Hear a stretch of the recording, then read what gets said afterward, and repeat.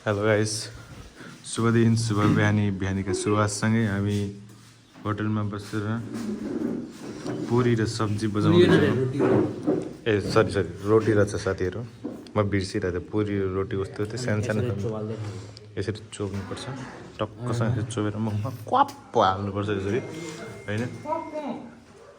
यो हाम्रो बहिरो अङ्कल कहाँनिर नसुन्ने। हामी यति भर्खर भइसकेको छौँ। बिहानको 5 बजेर 5 बजे खाएर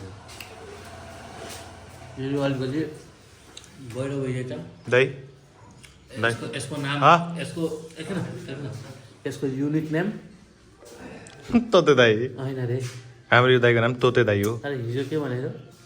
मेबी य अनि त हाम्रो मेबी दाइ य मेबी दाइ यो